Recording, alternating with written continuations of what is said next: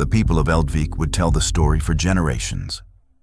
They would tell it the way people tell stories that hurt too much to tell plainly.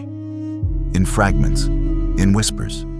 She was taken into a realm where love had been absent so long and the very stones had forgotten its name. She brought it in with her, like light through a door left open. Astrid had always loved the hour before dawn. The village was still sleeping. The fires had burned down to embers.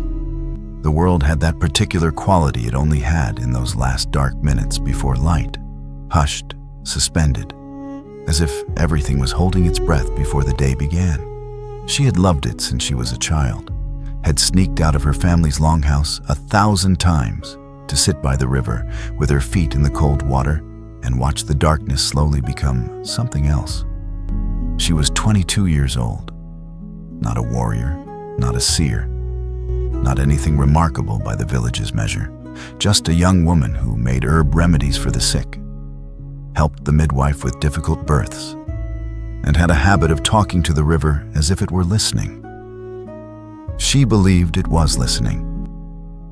She believed, quietly and without apology, that the world was full of things worth loving. The river, the dark before dawn, the smell of pine after snow, the particular warmth of another person's hands holding yours when you were afraid.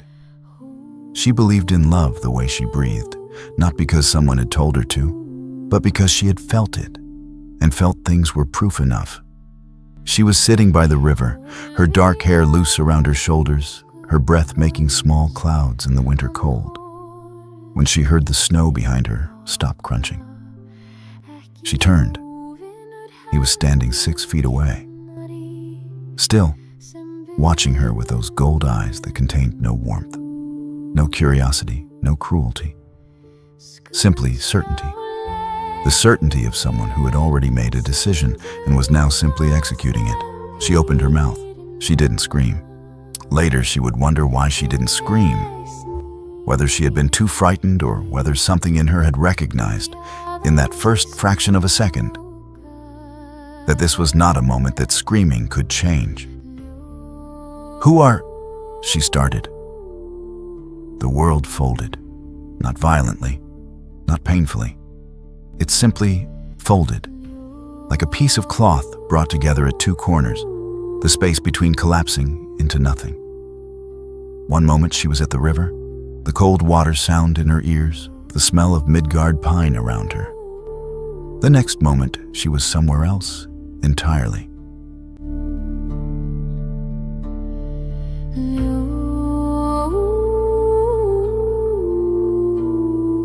The first thing she noticed was the silence.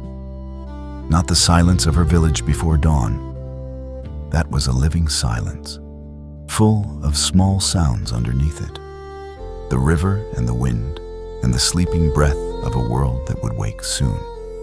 This silence was different, and this was the silence of a place that had simply never been loud. Stone silence, ancient silence. The silence of somewhere that had forgotten, or perhaps never known, the sound of ordinary life.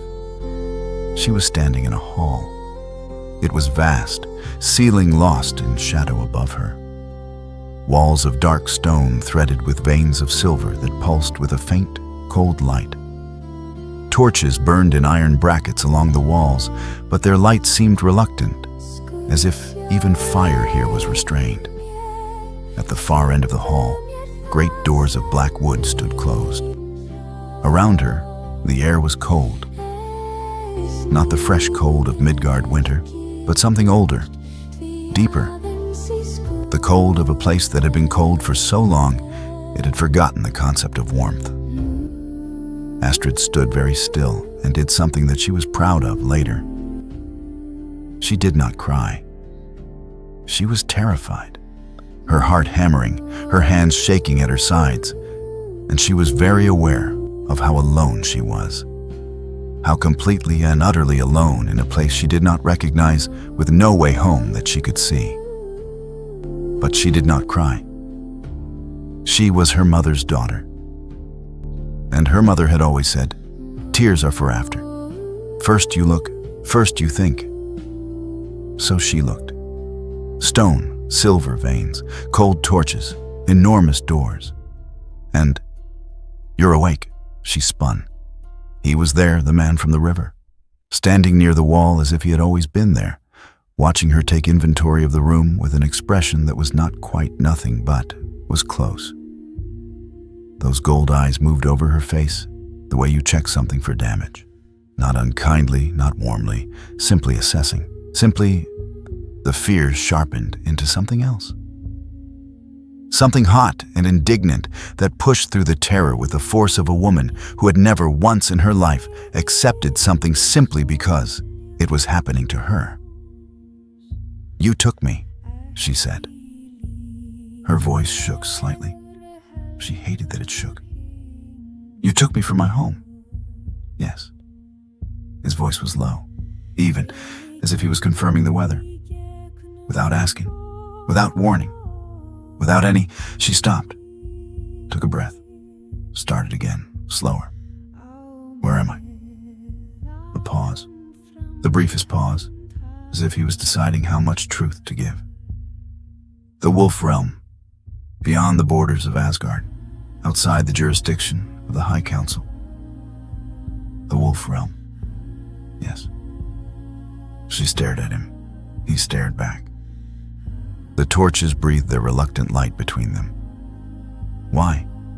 she said, quietly, the most important question first.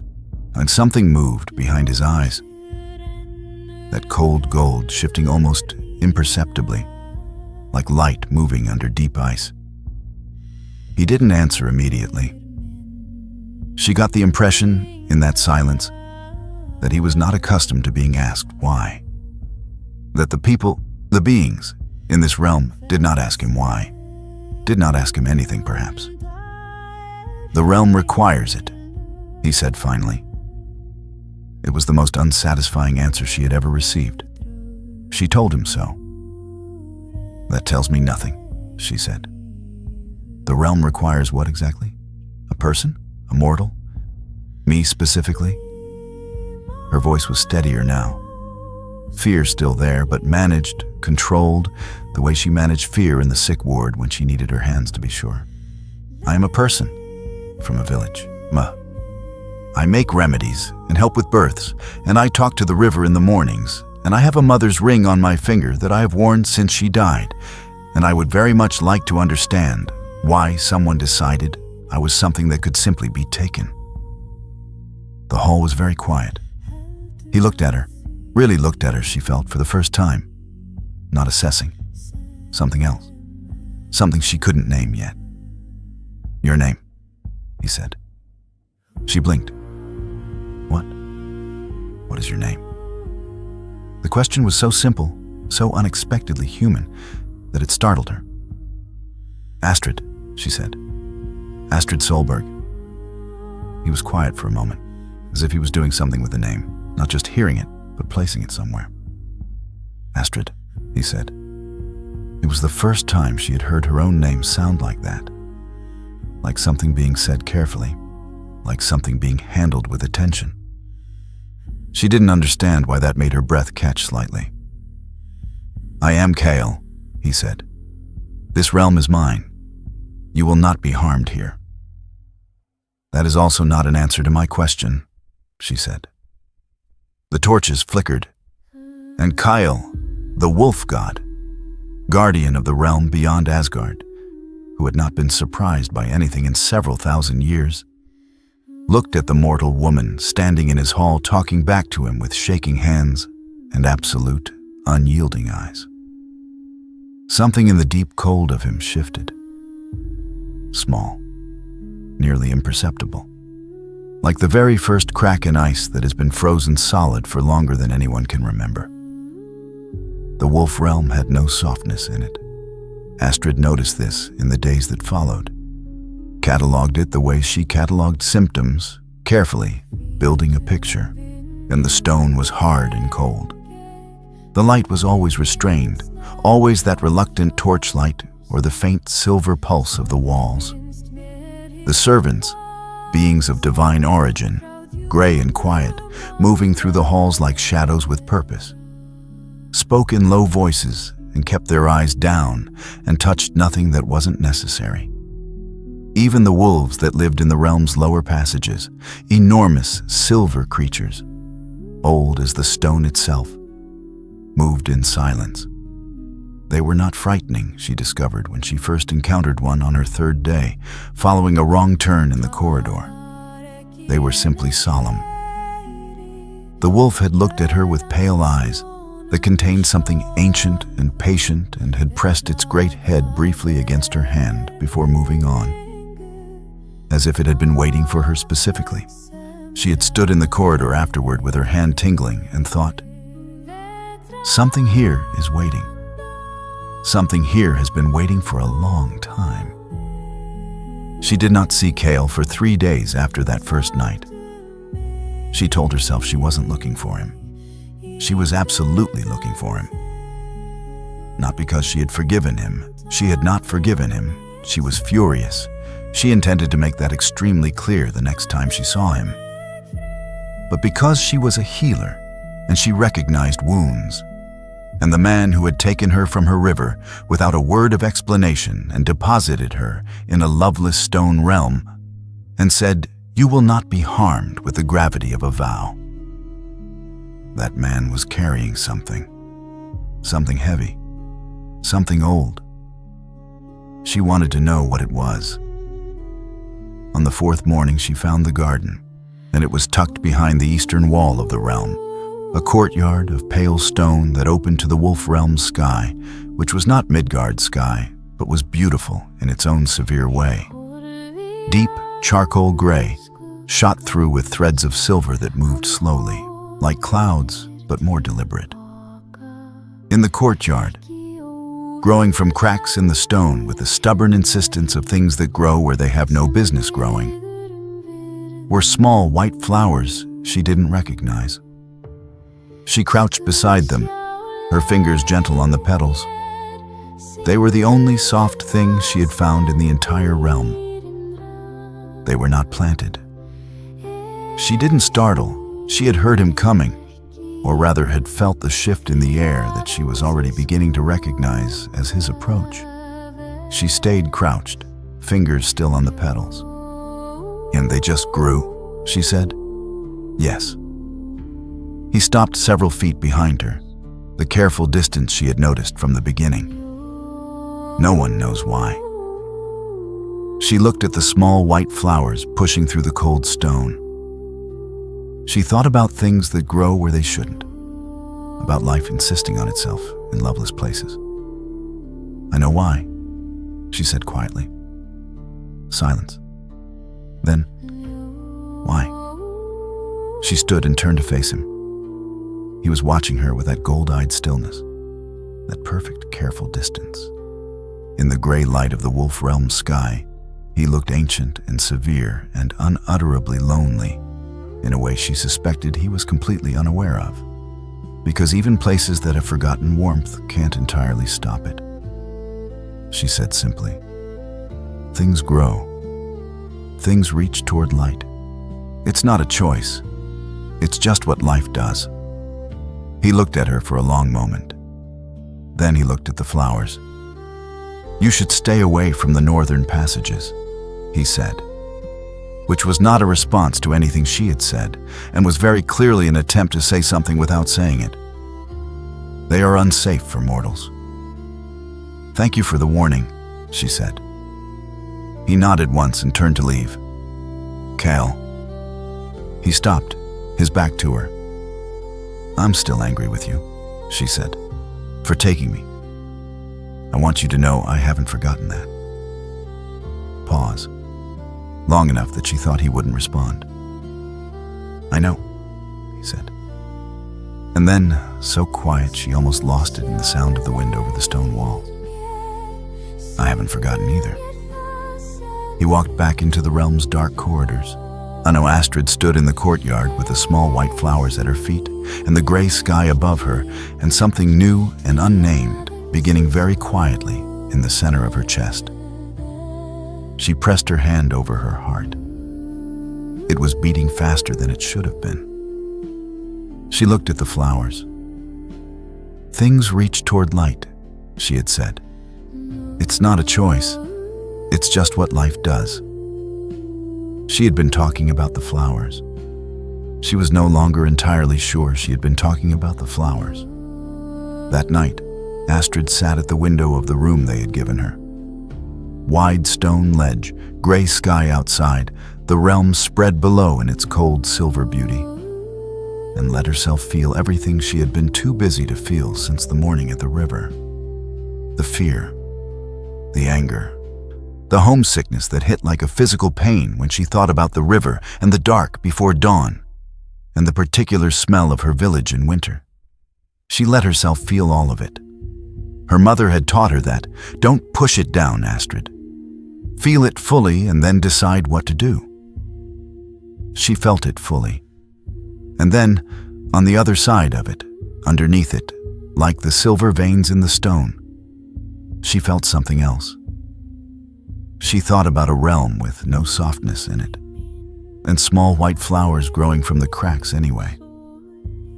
She thought about gold eyes that held her name like something fragile. She thought about a god who had taken her without permission and then said, "You will not be harmed," like a vow, and meant it. She knew he meant it. She could feel the meaning of it in the same place she felt everything true. She was taken. She was angry. She wanted to go home. And she was, underneath all of that, with the quiet certainty she trusted most. Curious. What breaks a world's capacity for love? What would it take to bring it back? She pressed her mother's ring against her lips. She didn't know yet what this place was to her.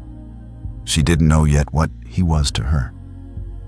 She was a mortal woman in a realm that had forgotten warmth, taken against her will, with no way home that she could see.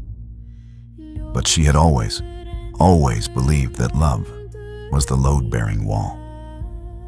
And this realm, this cold, silver, ancient, lonely realm, felt like somewhere that desperately needed someone to believe that.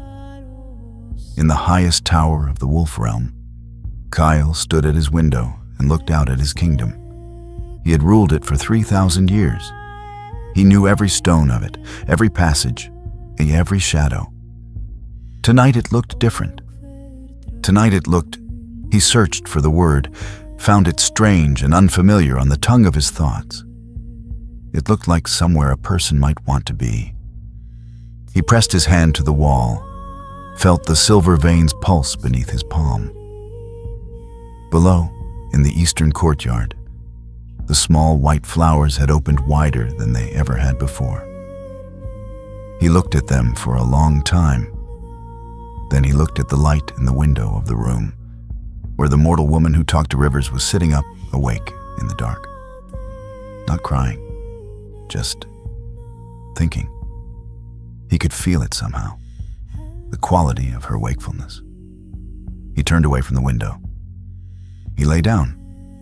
He did not sleep. And in the morning, when he walked past the eastern courtyard, he told himself he was not looking to see if she was there. She was there. I crouched beside the flowers again, talking to them. The crack in the ice in his chest, the one he had told himself was nothing, was imaginary, was absolutely not happening, spread. End of the first season. Tell me what you think. She was taken into a realm where love had been absent so long, the very stones had forgotten its name. She brought it in with her, like light through a door left open. Neither of them knew yet what that would cost,